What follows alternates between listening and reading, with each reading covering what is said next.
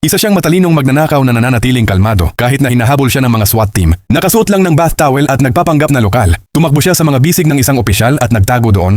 Iniisip na siya ay isang takot na residente lamang. Dinala siya ng opisyal sa isang ligtas na lugar. Hindi malaman na siya ang nagnakaw ng $1,000,000 na kwintas. Nang hindi nakatingin ang opisyal, nagpalit ulit siya ng disguise at tahimik na umalis. Upang simulan ang susunod na bahagi ng kanyang plano, sumilip siya sa office building ng isang mayamang boyfriend at pumunta sa bintana at gumamit ng lubid sa pag-akyat sa labas ng gusali. Sa bubong sa taas, pinatay niya ang sistema ng ventilasyon, gumapang sa mga air duct at nakarating sa isang silid na puno ng mga kayamanan. Gamit ang kanyang mga gamit ay nabuksan niya ang bolt. Ninakaw ang pinakamahalagang bagay at pinalitan sila ng mga pekeng inihanda niya. Nagdikit siya ng gum sa alarm system para hindi ito paganahin. Pagkatapos ay maingat siya sa paghakbang, gumapang siya pabalik sa bubong. Sa pamamagitan ng mga duct at tumalon pababa sa opisina ng kanyang kasintahan, ngunit ang kanyang landing ay hindi sakto. At that moment katatapos lang ng business meeting ng mayaman niyang boyfriend. Nagpalit na siya ng damit at nagkukunwaring sumasakit ang tiyan, not knowing ninakawan lang ang kumpanya niya. Lumapit siya para tulungan siya. Biglang tumunog ang alarm.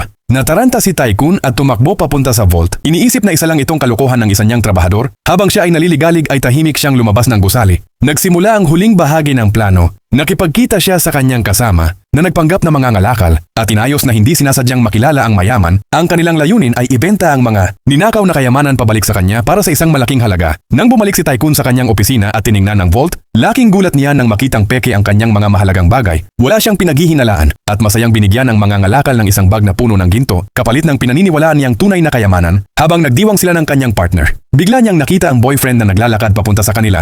Nahihiya siyang mabilis na tumalon sa tubig. Hinawakan ang kanyang ilong at nagtago sa ilalim pero imbes na magalit, nagpasalamat ang nobyo sa kanyang kasama sa pagbibigay sa kanya ng pagkakataong bilhin ang tunay na kayamanan. Hanggang sa muli ka Streamix, huwag kalimutan mag-follow at like kung gusto mo panoorin ang buong movie. Nasa comment section ang link. Let's go!